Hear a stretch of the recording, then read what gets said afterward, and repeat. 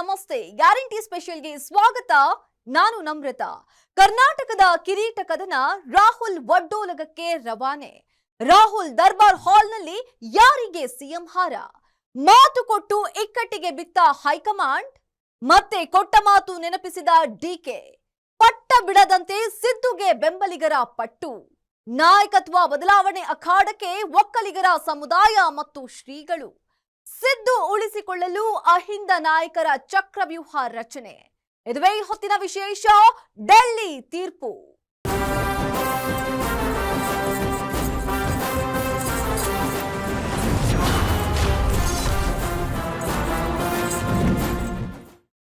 ಎತ್ತಲು ಸುತ್ತುವರಿದು ನಿಂತಿರುವ ಶಾಸಕರ ಸಚಿವರ ಚಕ್ರವ್ಯೂಹ. ಮಧ್ಯದಲ್ಲಿ ಇರೋ ಸಿಎಂ ಕುರ್ಚಿ. ವ್ಯೂಹ ಭೇದಿಸಲು ಸಜ್ಜಾಗಿರೋ ಅತಿರಥ ಮಹಾರಥ. ಬತ್ತಳಿಕೆಯಲ್ಲಿರುವ ಮಹಾ ಅಸ್ತ್ರಗಳ ಪ್ರಯೋಗ.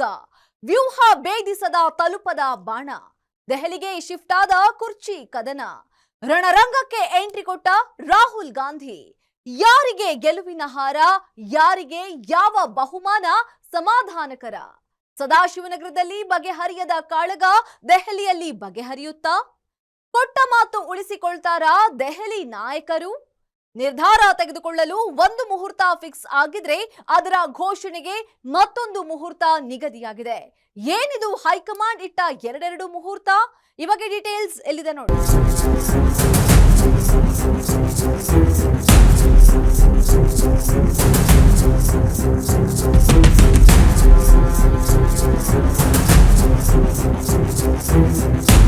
ಕರೆದ್ರೆ ಹೋಗ್ತೀನಿ, ದಿಲ್ಲಿ ಕರೆದ್ರೆ ಹೋಗ್ತೀನಿ, ಕರೆದ್ರೆ ಹೋಗ್ತೀನಿ, ನಿರ್ಮಲಾನಂದ ಸ್ವಾಮಿ ಕರೆದ್ರೆ ಹೋಗ್ತೀನಿ.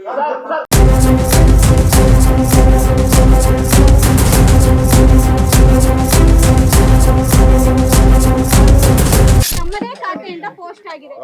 ನಾನು ಯಾವುದು ಪೋಸ್ಟ್ ಮಾಡಿಲ್ಲ.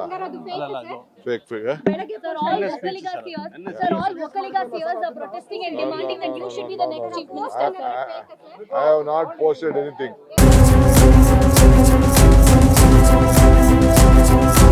ಅವರಿಗೆಲ್ಲ ಕರೆಸಿ ಮಾತಾಡಬೇಕಾಗಿತ್ತು. ಕರೆಸಿ ಮಾತಾಡಿ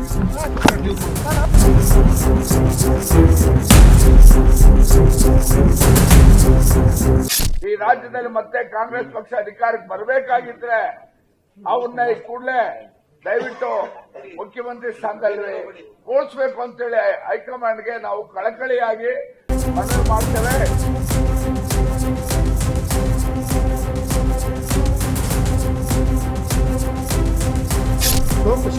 ಮನಸ್ಸಲ್ಲೇ ಕುರ್ಚಿ ಬಿಟ್ಟು ಕೊಟ್ಟ ಅಂತಾರೆ. ಜನರಲ್ಲೂ ಕೂಡ ಒಂದು ಒಳ್ಳೆ ಮನೋಭಾವ ಅವನಲ್ಲಿ ಬರ್ತೈತಿ. ಇಲ್ಲಂತಂದ್ರೆ ಭ್ರಷ್ಟ ಸಿದ್ದರಾಮಯ್ಯ ಅಂತಕ್ಕಂಥ ಒಂದು ಮಾತು ಬರ್ತೈತಿ. ಪಕ್ಷದ ವಿಚಾರಗಳನ್ನು ಸ್ವಾಮಿಗಳು ಮಧ್ಯಪ್ರವೇಶ ಮಾಡಿ ಗೊಂದಲ ಸೃಷ್ಟಿ ಮಾಡೋದು ಯಾವುದೇ ಮಠಾಧೀಶರಿಗೂ ಸೂಕ್ತ ಅಲ್ಲ ಅಂತ ಈ ಸಂದರ್ಭದಲ್ಲಿ ಹೇಳೋದಕ್ಕೆ ಬಯಸ್ತೀನಿ.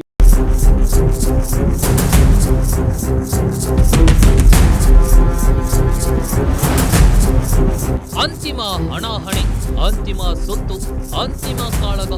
ಈ ಸಮಯವನ್ನು ಏನು ಬೇಕಾದರೂ ಕರೀಬಹುದು.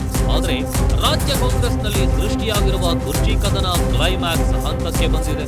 ದೆಹಲಿಯ ದರ್ಬಾರ್ನಲ್ಲಿ ರಾಹುಲ್ ಗಾಂಧಿ ನೇತೃತ್ವದ ಆಸ್ಥಾನದಲ್ಲಿ ಕರ್ನಾಟಕದಲ್ಲಿ ಮುಂದಿನ ಸಿಎಂ ಸ್ಥಾನ ಯಾರಿಗೆ ಅನ್ನೋದು ಕೊನೆಗೂ ನಿರ್ಧಾರವಾಗಲಿದೆ. ಅದಕ್ಕೂ ಮೊದಲು ರಾಜ್ಯದಲ್ಲಿ ಕುರ್ಚಿ ಕದನದ ಒಂದೊಂದೇ ಅಧ್ಯಾಯಗಳು ತೆರೆದುಕೊಳ್ತಿವೆ. ಹೊಸದಾಗಿ ಅಖಾಡಕ್ಕೆ ಒಬ್ಬೊಬ್ಬರೇ ಎಂಟ್ರಿ ಕೊಡ್ತಿದ್ದಾರೆ. ಇಷ್ಟು ದಿನ ಒಕ್ಕಲಿಗ ಅಹಿಂದ ನಾಯಕರ ನಡುವೆ ಸೀಮಿತವಾಗಿದ್ದ ಕದನ ಈಗ ಸಮುದಾಯದ ನಾಯಕರು, ಸ್ವಾಮೀಜಿಗಳು ಎಂಟ್ರಿ ಕೊಡುವ ಮಟ್ಟಕ್ಕೆ ಹೋಗಿದೆ. ಸಮಸ್ಯೆಯ ಗಂಭೀರತೆಯನ್ನ ಅರಿತ ದೆಹಲಿ ನಾಯಕರು ಇದಕ್ಕೆ ಅಂತಿಮ ತೆರೆ ಎಳೆಯಲು ಅಖಾಡ ಸಿದ್ಧ ಮಾಡಿಕೊಂಡಿದ್ದಾರೆ.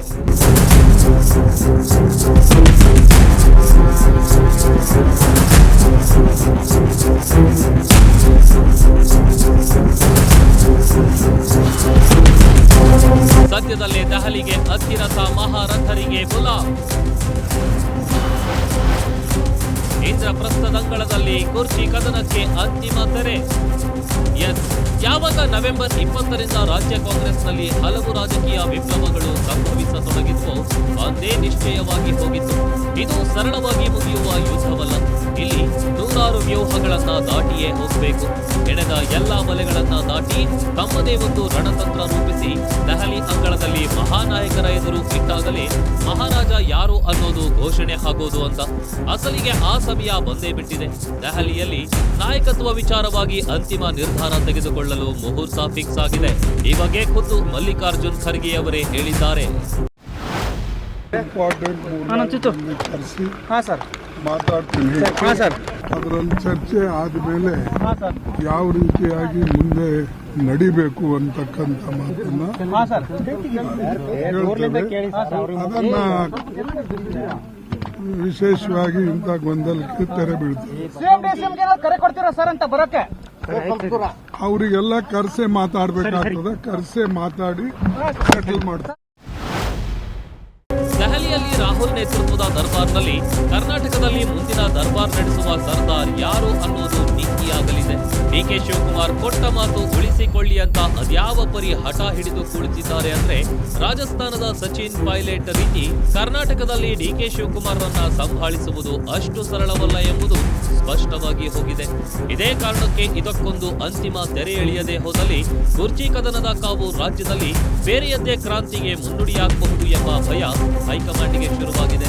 ಹೀಗಾಗಿ ಸಿಎಂ ಡಿಸಿಎಂ ಇಬ್ಬರನ್ನು ಕರೆಸಿ ಮಾತನಾಡಿ ಕುರ್ಚಿ ಕದನ ಕೊನೆಗಾಣಿಸಲು ದೆಹಲಿಯಲ್ಲಿ ವೇದಿಕೆ ಸಿದ್ಧಗೊಂಡಿದೆ.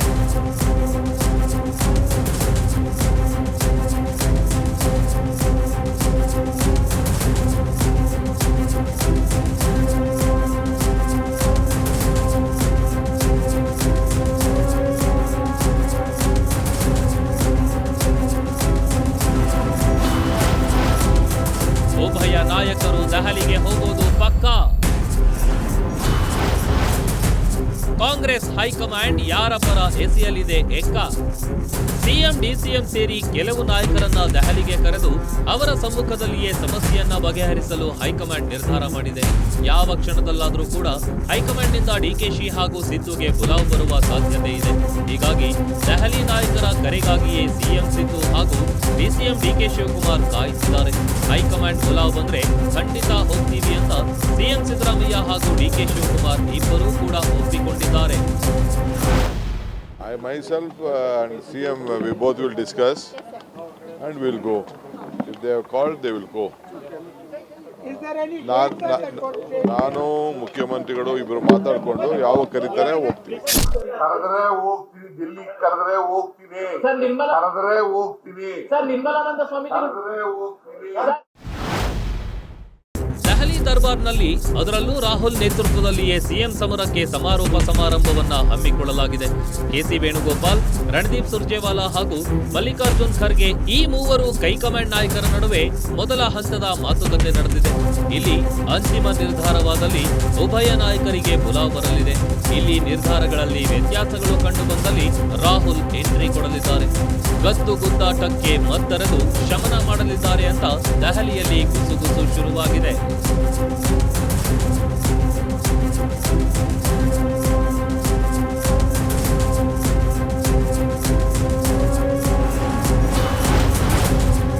ನಾಯಕತ್ವ ಕ್ಲೈಮ್ಯಾಕ್ಸ್ಗೆ ಕೊನೆಯ 3 ದಿನ. ನವೆಂಬರ್ 29ಕ್ಕೆ ಬಹುತೇಕ ಅಂತಿಮ ನಿರ್ಧಾರ. ಈಗಾಗಲೇ ಹೈಕಮಾಂಡ್ನ ಮೂವರು ನಾಯಕರು ಸಭೆ ನಡೆಸಿದ್ದಾರೆ. ಸುರ್ಜೇವಾಲಾ, ವೇಣುಗೋಪಾಲ್ ಹಾಗೂ ಮಲ್ಲಿಕಾರ್ಜುನ್ ಖರ್ಗೆ ಗುರುವಾರ ಮೂವರು ನಾಯಕರು ಸಭೆ ನಡೆಸಿದ್ದು ರಾಹುಲ್ ಗಾಂಧಿಯ ಜೊತೆ ಚರ್ಚೆ ಮಾಡಿದ್ದಾರೆ.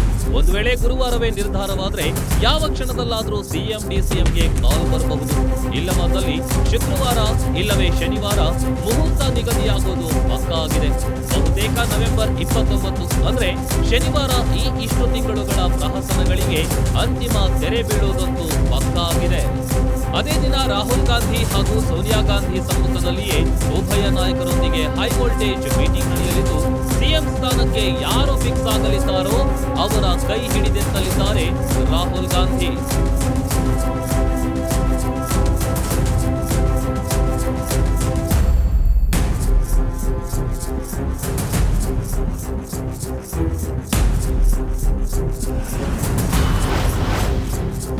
ತನಿಖೆಗೆ ಅವಕಾಶ ಕೊಡದಿದ್ರೆ ಪರಿಣಾಮ ಬೇರೆ. ಒಕ್ಕಲಿಗ ವರ್ಸಸ್ ಅಹಿಂದ ನಾಯಕರ ಸಂಘರ್ಷ. ರಾಜ್ಯದಲ್ಲಿ ಕುರ್ಚಿ ಕದನದ ಚಂಡಮಾರುತ ಇಷ್ಟು ದಿನ ಒಂದು ದಿಕ್ಕಿನಲ್ಲಿ ಬೀಸುತ್ತಿತ್ತು. ಈಗ ದಿಕ್ಕು ಬದಲಿಸಿದೆ, ವೇಗವನ್ನ ಹೆಚ್ಚಿಸಿಕೊಂಡಿದೆ. ಶಾಸಕರ ಸಚಿವರ ಭೇಟಿ ಸಹಿ ಸಂಗ್ರಹಕ್ಕೆ ಸೀಮಿತವಾಗಿದ್ದ ಕಿರೀಟ ಸಂಗ್ರಾಮದ ಕುರುಕ್ಷೇತ್ರಕ್ಕೆ ಈಗ ಸಮುದಾಯದ ನಾಯಕರು, ಸಂತರು, ಸ್ವಾಮೀಜಿಗಳು ಎಂಟ್ರಿ ಕೊಡ್ತಿದ್ದಾರೆ. ಒಬ್ಬೊಬ್ಬರು ಒಂದೊಂದು ರೀತಿ ಬಲ ಪ್ರದರ್ಶನ ಮಾಡ್ತಿದ್ದಾರೆ. ಅದರಲ್ಲೂ ಡಿಸಿಎಂ ಡಿಕೆಶಿ ಸಿಎಂ ಆಗಬೇಕು ಅಂತ ಆದಿಚುಂಚನಗಿರಿ ಶ್ರೀ ನಿರ್ಮಲಾನಂದ ಸ್ವಾಮೀಜಿ ಹೇಳಿಕೆ ನೀಡಿದ ಬಳಿಕ ಒಕ್ಕಲಿಗ ಸಿಎಂ ಕೂಗಿಗೆ ಮತ್ತಷ್ಟು ಕಹಳೆಗಳು ಸೇರಿಕೊಂಡಿವೆ. ಅದರಲ್ಲಿ ಒಕ್ಕಲಿಗ ಸಂಘದ ನಾಯಕರು ಈ ಬಾರಿ ಡಿಕೆಶಿಗೆ ಅವಕಾಶ ನೀಡಲಿಲ್ಲ ಅಂದ್ರೆ ಮುಂದಿನ ಚುನಾವಣೆಯಲ್ಲಿ ಕಾಂಗ್ರೆಸ್ ಚುನಾವಣೆ ಗೆಲ್ಲೋದು ಕಷ್ಟವಾಗಲಿದೆ ಅನ್ನೋ ಮಾತುಗಳನ್ನ ಆಡಿದ್ದಾರೆ. ಏನೋ ಮಧ್ಯಸ್ಥಿಕೆ ಒಂದು ಹೈಕಮಾಂಡ್, ಕಾಂಗ್ರೆಸ್ ಹೈಕಮಾಂಡ್ ಅಲ್ಲಿ ಅದೊಂದು ತೀರ್ಮಾನ ಆಗಿದೆ. 2.5 ವರ್ಷ ಆದ್ಮೇಲೆ DK ಶಿವಕುಮಾರ್ ಅವರಿಗೆ ಅಧಿಕಾರವನ್ನ ಬಿಟ್ಟುಕೊಡ್ತಕ್ಕಂಥ ಒಂದು ಮಾತು ನಡೆದಿದೆ ಅಂತಕ್ಕಂಥದ್ದನ್ನ ಸುಮಾರು ಜನ ಮಾತನಾಡ್ತಾ ಇದ್ದಾರೆ. ಸೊ ಇವತ್ತು ಅವರು ಅಲ್ಲಿ ನಡೀತಾ ಇರೋದಂಥದ್ದು ಬೇರೆ ತರ ನಡೀತಾ ಇದೆ. ಯಾಕೆಂದ್ರೆ ಅಧಿಕಾರ ಕೊಡ್ತಾರೋ ಕೊಡಲ್ವೋ ಅನ್ನೋದು ಎಲ್ಲರಿಗೂ ಒಂದು ಅನುಮಾನ ಆಗಿದೆ. ಇವತ್ತು ಶಾಸಕರು, ಸಚಿವರು ಕೂಡ ಡೈಲಿ ಪ್ರವಾಸ ಮಾಡಿ ಹಿರಿಯ ನಾಯಕರಿಗೆ ಡೆಲ್ಲಿ ಹೈಕಮಾಂಡ್ ಅವರಿಗೆ ತಿಳಿಸ್ತಾ ಇದ್ದಾರೆ, ಮುಖ್ಯಮಂತ್ರಿಗಳಾಗಿ DK ಶಿವಕುಮಾರ್ ಅವರನ್ನ ನೇಮಕ ಮಾಡಿ ಅಂತ. ಇವತ್ತು ನಾವು ಕೂಡ ಇವತ್ತು ಏನು ರಾಜ್ಯ ಒಕ್ಕಲಿಗ ಸಂಘ ಏನಿದೆ, ಇವತ್ತು ನಾವು ಹೇಳ್ಬೇಕಾಗಿದೆ. ಇವತ್ತು ಅವರು ಪಟ್ಟಂತ ಕಷ್ಟಕ್ಕೆ, ಅವ್ರು ಪಟ್ಟಂತ ಕೆಲಸ ಮಾಡಿದಂತ ಕೆಲಸಕ್ಕೆ ಕೂಲಿ ಕೊಡಿ. ಒಕ್ಕಲಿಗ ಸಂಘದ ಅಸ್ತ್ರಕ್ಕೆ ಅಹಿಂದ ಪ್ರತ್ಯಾಸ್ತ್ರ. ಸಿದ್ದು ಪರ ಗಟ್ಟಿಯಾಗಿ ನಿಂತ ನಾಯಕರು. ಒಂದು ಕಡೆ ಒಕ್ಕಲಿಗ ಸಮುದಾಯದ ನಾಯಕರು, ಶ್ರೀಗಳು DK ಶಿವಕುಮಾರ್ ಪರ ಬ್ಯಾಟಿಂಗ್ ಮಾಡ್ತಿದ್ರೆ, ಇತ್ತ ಸಿದ್ದು ಆಪ್ತ ಬಣ ಯಾವುದೇ ಕಾರಣಕ್ಕೂ ಕುರ್ಚಿ ಬಿಟ್ಕೊಡ್ಬೇಡಿ ಅಂತ ಬಟ್ಟು ಹಿಡಿದು ಕುಳಿತಿದೆ. ಮತ್ತೊಂದು ಕಡೆ ಅಹಿಂದ ಅಸ್ತ್ರವನ್ನೇ ಉಪಯೋಗಿಸಿ ಸಿದ್ದು ಕುರ್ಚಿಯನ್ನ ಕಾಪಾಡಲು ಸಜ್ಜಾಗಿದ್ದಾರೆ. ಅದರಲ್ಲೂ ಸಿದ್ದು ಆಪ್ತ ಸತೀಶ್ ಜಾರಕಿಹೊಳಿ ತೆರೆಮರೆಯಲ್ಲಿಯೇ ರಣತಂತ್ರ ಹೆಣಿತಾ ಇದ್ದು, ಸಿದ್ದು ಬಣ ಈಗ ಫುಲ್ ಆಕ್ಟಿವ್ ಆಗಿದೆ.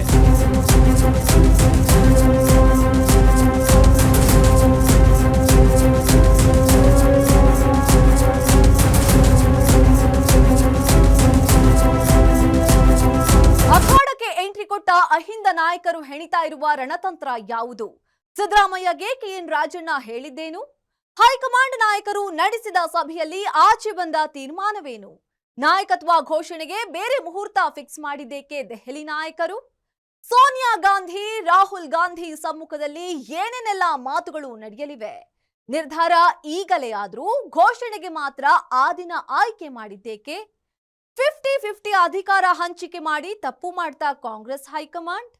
ಮುಂದೆ ಯಾರಿಗೆ ಪಟ್ಟ ಕಟ್ಟಿದ್ರೂ ಕಾಂಗ್ರೆಸ್ಗೆ ಪೆಟ್ಟು ಬೀಳೋದು ಪಕ್ಕ. ಡಿಕೆಶಿ ಹಿಡಿದ ಪಟ್ಟಿಗೆ ಕೌಂಟರ್ ಕೊಡಲು ಈಗ ಅಹಿಂದ ನಾಯಕರು ಅಖಾಡಕ್ಕೆ ಎಂಟ್ರಿ ಕೊಟ್ಟಿದ್ದಾರೆ. ನಮ್ಮ ನಾಯಕ ಸಿದ್ದು ಅಂತ ಘಂಟಾಘೋಷವಾಗಿ ಹೈಕಮಾಂಡ್ ಎದುರು ಹೇಳಲು ಸಜ್ಜಾಗಿದ್ದಾರೆ. ಅಹಿಂದ ನಾಯಕರು ಮಾಡಿಕೊಂಡಿರುವ ತಯಾರಿ ಏನು? ಈ ಎಲ್ಲ ತಯಾರಿ ತರಾತುರಿಗಳ ನಡುವೆಯೇ ದೆಹಲಿಯಿಂದ ಸಿಡಿದ ಆ ಸ್ಫೋಟಕ ಸುದ್ದಿ ಯಾವುದು?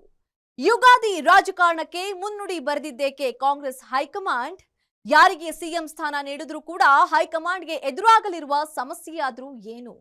ಕೊಟ್ಟ ಮಾತು ಬಿಟ್ಟಲ್ಲಿ, ಸಿದ್ದುಗೆ ಸೈಡ್ಲೈನ್ ಮಾಡಿದ್ದಲ್ಲಿ ಮುಂಬರುವ ಸವಾಲುಗಳು ಎಂಥವು? ಈ ಬಗ್ಗೆ ಸಂಪೂರ್ಣ ಡೀಟೇಲ್ಸ್ ಇಲ್ಲಿದೆ ನೋಡಿ.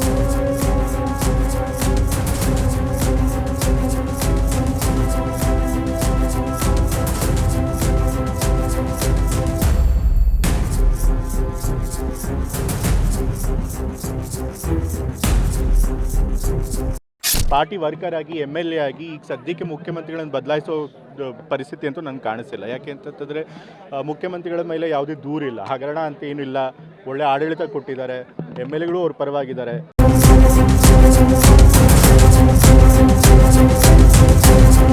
ಈಗ ನಾನು ಹೇಳ್ದಲ್ಲ, ಮುಖ್ಯಮಂತ್ರಿ ಕುರ್ಚಿ ಖಾಲಿ ಇಲ್ಲ.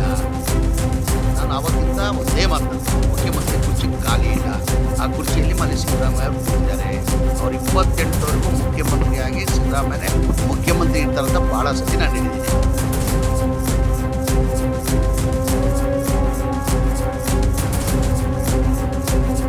ನಾವು ಸಾಹೇಬರಿಗೆ ಅವ್ರ ಜೊತೆಗೆ ಇದೀವಿ.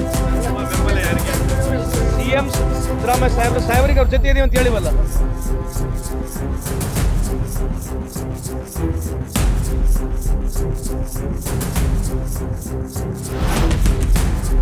ಇಂದ್ರಪ್ರಸ್ಥದಲ್ಲಿ ಕುರ್ಚಿ ಫೈಟ್ಗೆ ಕ್ಲೈಮ್ಯಾಕ್ಸ್ ಮುಹೂರ್ತ ನಿಗದಿಯಾಗಿದೆ. ಹೈಕಮಾಂಡ್ ತೀರ್ಪಿಗೆ ನಾವು ಬದ್ಧ ಅನ್ನೋ ಮಾತುಗಳು ನಿತ್ಯ ಕೇಳಿ ಬರ್ತಿವೆ. ಅದರ ನಡುವೆಯೇ ಅವರವರ ಬಣದೊಳಗೆ ಅವರದ್ದೇ ಬಾಣಗಳು ಸಿದ್ಧವಾಗ್ತಿವೆ. ಅವಶ್ಯಕತೆ ಬಿದ್ದಾಗ ಬತ್ತಳಿಕೆಯಿಂದ ಆಚೆ ತೆಗೆಯಲು ನಾವು ಸಿದ್ಧರಿದ್ದೇವೆ ಅಂತಲೇ ಹೇಳ್ತಿದ್ದಾರೆ. ಯಾವಾಗ ಡಿಕೆಶಿ ಸಿಎಂ ಸ್ಥಾನ ಬೇಕೇ ಬೇಕು ಅಂತ ಗಟ್ಟಿಯಾಗಿ ಹಠಕ್ಕೆ ನಿಂತರು, ಆಗಲೇ ಸಿಎಂ ಸಿದ್ದು ಬಣ ಆಕ್ಟಿವ್ ಆಗಿದೆ. ಹೈಕಮಾಂಡ್ ಮಾತು ಅಂತಿಮ ಅಂದ್ರೂ ಕೂಡ ಮುಂದೆ ಯಾವ ದಾಳ ಉರುಳಿಸಬೇಕು ಅನ್ನೋದ್ರ ಬಗ್ಗೆ ದೊಡ್ಡ ಮಟ್ಟದ ಚರ್ಚೆಗಳು ಆರಂಭವಾಗಿವೆ. ಸಿದ್ದರಾಮಯ್ಯರೇ ನಮ್ಮ ನಾಯಕ ಅಂತ ಘಂಟಾಘೋಷವಾಗಿ ಹೇಳುವ ಮೂಲಕ ನಾಯಕತ್ವ ಬದಲಾವಣೆ ನಮಗೆ ಒಪ್ಪಿಗೆ ಇಲ್ಲ ಎಂದು ನೇರವಾಗಿಯೇ ಸಾರಿಸಿದ್ದಾರೆ.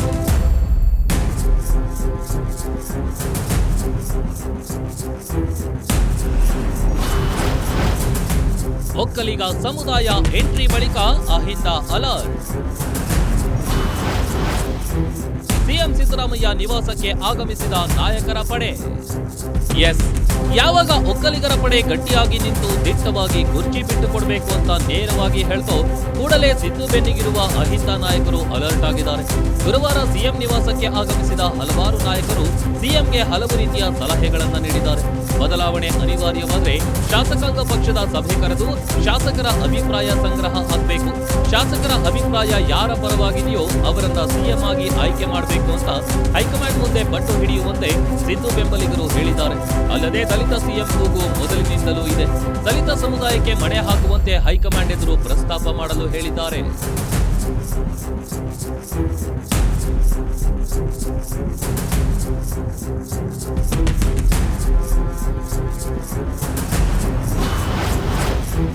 ಹೈಕಮಾಂಡ್ ತಪ್ಪು ಹೆಜ್ಜೆ ಇಟ್ಟಲ್ಲಿ ಒಪ್ಪಿಕೊಳ್ಳಬೇಡಿ. ಸಿದ್ದುಗೆ ಶಾಸಕ ಕೆಎನ್ ರಾಜಣ್ಣ ಖಡಕ್ ಸೂಚನೆ. ಸಚಿವ ಸ್ಥಾನದಿಂದ ಉಚ್ಚಾಟಿತಗೊಂಡಿರುವ ಶಾಸಕ ಕೆಎನ್ ರಾಜಣ್ಣ ಸದಾ ಸಿದ್ದರಾಮಯ್ಯ ಪರ. ಸಿದ್ದರಾಮಯ್ಯ ಆಪ್ತರಲ್ಲಿ ಮೊದಲ ಪಂಕ್ತಿಯಲ್ಲಿ ಕಾಣುವವರು. ಸಿಎಂ ನಿವಾಸದಲ್ಲಿ ನಡೆದ ಸಭೆಯಲ್ಲಿ K N Rajanna you are our mass leader ಅಂತ ಹೇಳಿದ್ದಾರೆ. ನಿಮ್ಮಿಂದಲೇ ನಾವು ಗೆದ್ದಿದ್ದು. ಕೆಲವು ಕ್ಷೇತ್ರಗಳಿಗೆ ಮಾತ್ರ ನಿಮ್ಮ ನಾಯಕತ್ವ ಸೀಮಿತವಾಗಿಲ್ಲ, ಅದು ಕರ್ನಾಟಕದಾದ್ಯಂತ ಇದೆ. ಹೈಕಮಾಂಡ್ ತಪ್ಪು ಆಯ್ಕೆ ಮಾಡಿದ್ರೆ ಯಾವುದೇ ಕಾರಣಕ್ಕೂ ಒಪ್ಪಿಕೊಳ್ಳಬೇಡಿ ಅಂತ ಹೇಳಿದ್ದಾರಂತೆ.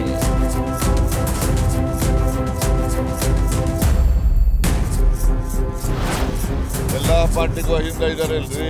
ಏನು ಅಹಿಂದ ಕಾಂಗ್ರೆಸ್ಗೆ ಸೀಮಿತ ಇದ್ದಾರ? ಎಲ್ಲ ಪಾರ್ಟಿಗೂ ಅಹಿಂದನೂ ಇದ್ದಾರೆ. ಎಲ್ಲ ಪಾರ್ಟಿನಲ್ಲೂ ಕೂಡ ಮೇಜರ್ ಕಮ್ಯುನಿಟಿಗಳು ಇದ್ದಾವೆ. ಯಾವುದೇ ಒಂದು ಪಕ್ಷ ಅಧಿಕಾರಕ್ಕೆ ಬರಬೇಕಾದ್ರೆ ಸಮಾಜದ ಎಲ್ಲ ವರ್ಗಗಳ ಮತ ತೆಗೆದುಕೊಂಡ್ರೆ ಮಾತ್ರ ಸಾಧ್ಯ ಇತ್ತು. ಯಾರು ಮಾಡ್ತಾವ್ರಿ ಸಹಿ ಸಂಗ್ರಹಣೆ? ಯಾರು ಮಾಡ್ತಾರೆ? ಅವರ ಅಧ್ಯಕ್ಷರಾಗಿ ಸಹಿ ಸಂಗ್ರಹಣೆ ಮಾಡ್ತಕ್ಕಂಥ ಪಕ್ಷ ವಿರೋಧಿ ಕೆಲಸ ಅವ್ರು ಮಾಡೋದಿಲ್ಲ ಅಂತ ನನ್ನ ವಿಶ್ವಾಸ. 2028ರವರೆಗೂ ಸಿಎಂ ಕುರ್ಚಿ ಖಾಲಿ ಇಲ್ಲ ಎಂದ ಸಮೀರ್. ನಾವು ಯಾವಾಗಲೂ ಸಿದ್ದರಾಮಯ್ಯ ಪರ ಎಂದ ಲಾಡ್. ಯಾವುದೇ ನಾಯಕರನ್ನ ಕೇಳಿದ್ರು ಹೈಕಮಾಂಡ್ ಮಾತಿಗೆ ಬದ್ಧ ಅಂತ ಹೇಳ್ತಿದ್ದಾರೆ. ಆದ್ರೆ ಸಿದ್ದು ಪುತ್ರಯಾದಿಯಾಗಿ ಅನೇಕ ಶಾಸಕರು ನಾವು ಸಿದ್ದರಾಮಯ್ಯ ಪರ ಅಂತಲೇ ಹೇಳ್ತಿದ್ದಾರೆ. ಈ ಮೂಲಕ ಅಹಿಂದ ವರ್ಗ ಸಿಎಂ ಸಿದ್ದು ಹಿಂದಿದೆ. ಅಷ್ಟು ಸರಳವಾಗಿ ಅವರನ್ನ ಸಿಎಂ ಸ್ಥಾನದಿಂದ ಕೆಳಕ್ಕಿಳಿಯಲು ಬಿಡೋದಿಲ್ಲ ಅಂತಲೇ ಹೇಳ್ತಿದ್ದಾರೆ. ಸಿದ್ದರಾಮಯ್ಯ ಪುತ್ರ ಯತೀಂದ್ರ ಬದಲಾವಣೆ ಮಾಡುವಂತ ಯಾವುದೇ ಸ್ಥಿತಿ ಸದ್ಯಕ್ಕಿಲ್ಲ ಅಂತ ಅಂದ್ರೆ ಹೈಕಮಾಂಡ್ ತೀರ್ಮಾನಕ್ಕೆ ಬದ್ಧ. ಆದ್ರೆ ನಾವು ಸಿದ್ದರಾಮಯ್ಯ ಪರ ಅಂತ ಸಚಿವ ಸಮೀರ್ ಅಹಮದ್ ಖಾನ್ ಹಾಗೂ ಸಂತೋಷ್ ಲಾಡ್ ಇಬ್ಬರು ಹೇಳಿದ್ದಾರೆ. ಈಗ ನಾನು ಹೇಳ್ದಲ್ಲ, ಮುಖ್ಯಮಂತ್ರಿ ಕುರ್ಚಿ ಖಾಲಿ ಇಲ್ಲ. ನಾನು ಅವತ್ತಿಂದ ಒಂದೇ ಮಾತು ನಂದು, ಮುಖ್ಯಮಂತ್ರಿ ಕುರ್ಚಿ ಖಾಲಿ ಇಲ್ಲ. ಆ ಕುರ್ಚಿಯಲ್ಲಿ ಮನೆ ಸಿದ್ದರಾಮಯ್ಯ ಅವರು ಕೂತಿದ್ದಾರೆ. ಅವ್ರು 28ವರೆಗೂ ಮುಖ್ಯಮಂತ್ರಿಯಾಗಿ ಸಿದ್ದರಾಮಯ್ಯನೇ ಮುಖ್ಯಮಂತ್ರಿ ಇರ್ತಾರಂತ ಭಾಳ ಸತಿ ನಾನು ಹೇಳಿದ್ದೀನಿ. ಆದರೆ ನಮ್ಮ ಪಕ್ಷ ಹೈಕಮಾಂಡ್ ಪಕ್ಷ. ಈಗ ಹೈಕಮಾಂಡ್ ಏನು ತೀರ್ಮಾನ ತಗೊಳ್ಳೋದು ಅದಕ್ಕೆಲ್ಲ ನಾವು ಬದ್ಧ. ಅವ್ರಿಗೆ ಗೆರೆ ಹಾಕಿದ್ ನಾವು ಗೆರೆ ಟಟ್ಟಲ್ಲ. ನಾಯಕತ್ವ ಬದಲಾವಣೆ ಅಂದ್ರೂ ಕೂಡ ಜಮೀರ್ ಅವರು ಹೈಕಮಾಂಡ್ ಕೇಳ್ರಿ, ಈಗ ನಾವೆಲ್ಲ ಒಂದ್ ನಿಮಿಷ, ನಾವು ಹೈಕಮಾಂಡ್. ನಾನು ಹೇಳ್ತೀನಿಲ್ಲ, ಆ ಪ್ರಶ್ನೆನೇ ಉದ್ಭವ ಆಗಲ್ಲ. ಸಿದ್ದರಾಮಯ್ಯ ಸಾಹೇಬ್ರು ಏನ್ ಹೇಳ್ತಾರೆ, we take a stand by it. Siddaramaiah ಸಾಹೇಬ್ರು ನೀಟಾಗಿ ಹೇಳಿದ್ದಾರೆ, ವಾಟ್ ಎವರ್ ಹೈಕಮಾಂಡ್ ಸೇಸ್ ಅಲ್ಲಿ ಸ್ಟ್ಯಾಂಡ್ ಬಿಟ್ ಅಂತ ಹೇಳಿದ್ರೆ ಅದನ್ನ ಬಿಟ್ಟು ನಾನು ಬೇರೆ ಕೇಳ್ಬೇಡಿ.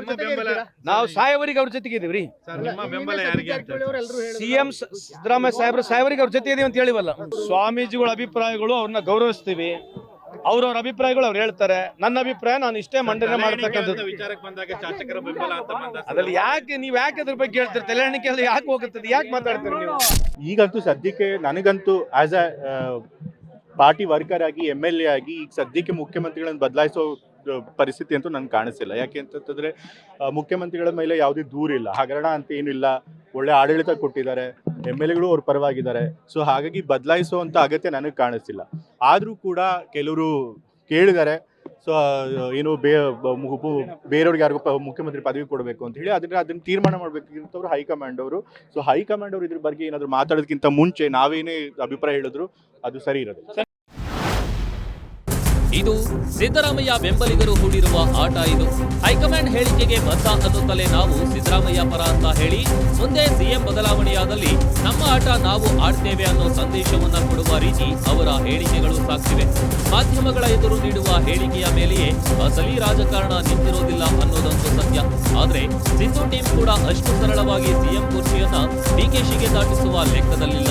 ಈಗಾಗಲೇ ಡಿಕೆ ಶಿವಕುಮಾರ್ ಎದುರು ಸಿದ್ದು ಪರಮಾಪ್ತ ಸತೀಶ್ ಜಾರಕಿಹೊಳಿ ನೇರವಾಗಿ ಸಿದ್ದರಾಮಯ್ಯನವರನ್ನ ಬಿಟ್ಟು ನಾವು ಕದಲೋದಿಲ್ಲ ಅಂತ ಸ್ಪಷ್ಟಪಡಿಸುವ ಮೂಲಕ ನಿಮ್ಮ ಆಟ ನಿಮ್ಮದು, ನಮ್ಮ ಆಟ ನಮ್ಮದು ಅನ್ನೋ ಸಂದೇಶ ದಾಟಿಸಿದ್ದಾರೆ.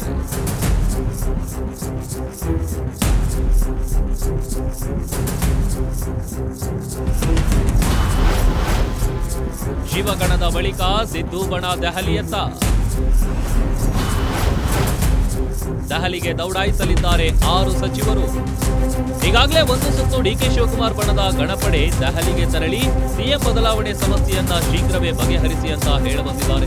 ದೆಹಲಿಯಲ್ಲಿ ಏನೆಲ್ಲಾ ಮಾತುಕತೆಯಾಗಿದೆ ಅನ್ನೋದರ ಮಾಹಿತಿಯನ್ನ ಡಿಕೆಶಿ ಗುಪ್ತಚರ ಇಲಾಖೆಯಿಂದ ಪಡೆದಿದ್ದಾರೆ. ಡಿಕೆಶಿ ಬಣದ ಬಳಿಕ ಈಗ ಸಿದ್ದು ಆಪ್ತರು ದೆಹಲಿಗೆ ಪ್ರಯಾಣ ಬೆಳೆಸಲು ಸಜ್ಜಾಗಿದ್ದಾರೆ. ಗೃಹ ಸಚಿವ ಪರಮೇಶ್ವರ್, ಸಚಿವ ಸತೀಶ್ ಜಾರಕಿಹೊಳಿ, HK ಪಾಟೀಲ್, HC ಮಹದೇವಪ್ಪ, ಕೃಷ್ಣ ಬೈರೇಗೌಡ ಹಾಗೂ ಪ್ರಿಯಾಂಕ್ ಖರ್ಗೆ ದೆಹಲಿಗೆ ಪ್ರಯಾಣ ಬೆಳೆಸುವ ಸಾಧ್ಯತೆ ತುಂಬಾ ಇದೆ ಅಂತ ಹೇಳಲಾಗ್ತಿದೆ.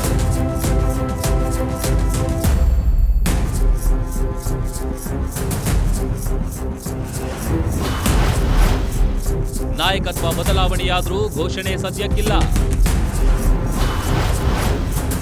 ಯುಗಾದಿ ರಾಜಕೀಯಕ್ಕೆ ಶ್ರೀಕಾರ ಹಾಕಿದ ಹೈಕಮಾಂಡ್. ಈಗಾಗಲೇ ಹೈಕಮಾಂಡ್ ಮಟ್ಟದಲ್ಲಿ ರಾಜ್ಯದ ನಾಯಕತ್ವ ಬದಲಾವಣೆ ವಿಚಾರವಾಗಿ ದೊಡ್ಡ ಚರ್ಚೆಗಳು ನಡೆದಿವೆ. ಸದ್ಯದಲ್ಲಿಯೇ ಸಿಎಂ ಡಿಸಿಎಂ ಕೂಡ ದೆಹಲಿಗೆ ತೆರಳಲಿದ್ದು ಸೋನಿಯಾ ಗಾಂಧಿ ಹಾಗೂ ರಾಹುಲ್ ಗಾಂಧಿ ಸಮ್ಮುಖದಲ್ಲಿಯೇ ಮಹತ್ವದ ಸಭೆ ನಡೆಯಲಿದ್ದು ಅಂದೇ ಮುಂದಿನ ಸಿಎಂ ಯಾರು ಎಂಬುದರ ನಿರ್ಧಾರ ಆಗಲಿದೆ. ಆದರೆ ಯಾರು ಮುಂದಿನ ಸಿಎಂ ಅನ್ನೋದು ಈಗಲೇ ಘೋಷಣೆಯಾಗೋದು ಬಹುತೇಕ ಡೌಟ್ ಎನ್ನಲಾಗ್ತಿದೆ. ಈ ಕುರ್ಚಿ ಫೈಟ್ ಯುಗಾದಿಯವರೆಗೂ ಜಗ್ಗಲಿದೆ ಅಂತಲೇ ದೆಹಲಿಯಲ್ಲಿ ಗುಸುಗುಸು ಆರಂಭವಾಗಿದೆ. ಯುಗಾದಿ ಅಂದ್ರೆ ಮಾರ್ಚ್ 19ಕ್ಕೆ ರಾಜ್ಯದ ಸಿಎಂ ಯಾರು ಅನ್ನೋದು ಖಚಿತಗೊಳ್ಳಲಿದೆ. ಯುಗಾದಿಗೆ ಡಿಕೆಶಿ ಸಿಎಂ, ಸಿದ್ದುಗೆ 3 ತಿಂಗಳು ಬೋನಸ್ ಅನ್ನೋ ಮಾತುಗಳು ಕೂಡ ಸದ್ಯ ಹರಿದಾಡ್ತಿವೆ.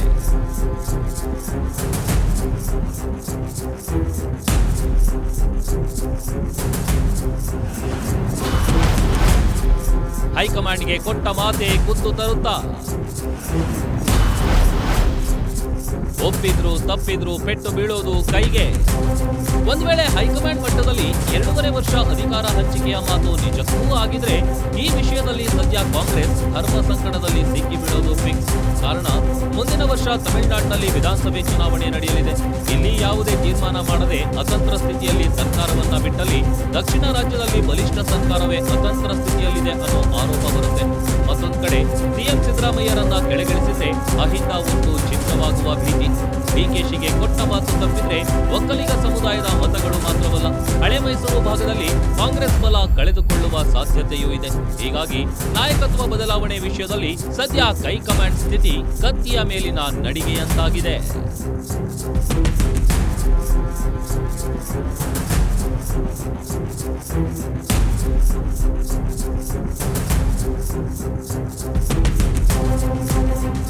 ಸದ್ಯ ಇಂದ್ರಪ್ರಸ್ಥದಲ್ಲಿ ಕರ್ನಾಟಕದ ಮುಂದಿನ ಅಧಿಪತಿ ಯಾರು ಅನ್ನೋದು ರಾಹುಲ್ ದರ್ಬಾರ್ನಲ್ಲಿ ನಿರ್ಧಾರವಾಗಲಿದೆ. ಸದ್ಯದಲ್ಲಿಯೇ ದೆಹಲಿಗೆ ಉಭಯ ನಾಯಕರು ಹಾರಲಿದ್ದಾರೆ. ಆದರೆ ಯಾರಿಗೆ ಸಿಎಂ ಪಟ್ಟ ಒಲಿಯಲಿದೆ, ಯಾರು ಹಾಕಿದ ಪಟ್ಟಿಗೆ ಯಾರು ಚಿತ್ ಆಗಿದ್ದಾರೆ ಅನ್ನೋದನ್ನ ಬಹಿರಂಗಗೊಳಿಸಲು ಹೈಕಮಾಂಡ್ ಯುಗಾದಿಗೆ ಮುಹೂರ್ತ ಇಟ್ಟಿದೆ. ಹಿಂದೂಗಳ ಹೊಸ ವರ್ಷದಂದೇ ಯಾರು ಸಿಎಂ ಎಂಬ ಹೊಸ ಸುದ್ದಿ ಸಿಗೋ ಸಾಧ್ಯತೆ ಇದೆ. ಅಲ್ಲಿವರೆಗೂ ಕಾಯಲೇಬೇಕಾ, ಇಲ್ಲ ಮತ್ತೊಂದು ಕ್ಷಿಪ್ರ ರಾಜಕೀಯ ಕ್ರಾಂತಿ ರಾಜ್ಯದಲ್ಲಿ ಆಗುತ್ತಾ ಅನ್ನೋದನ್ನ ಕಾದು ನೋಡ್ಬೇಕಿದೆ. ಇದಾಗಿತ್ತು ಇವತ್ತಿನ ಸ್ಪೆಷಲ್. ನೋಡ್ತಾ ಇರಿ ಗ್ಯಾರಂಟಿ ನ್ಯೂಸ್, ಸುದ್ದಿ ಖಚಿತ, ನ್ಯಾಯ ನಿಶ್ಚಿತ.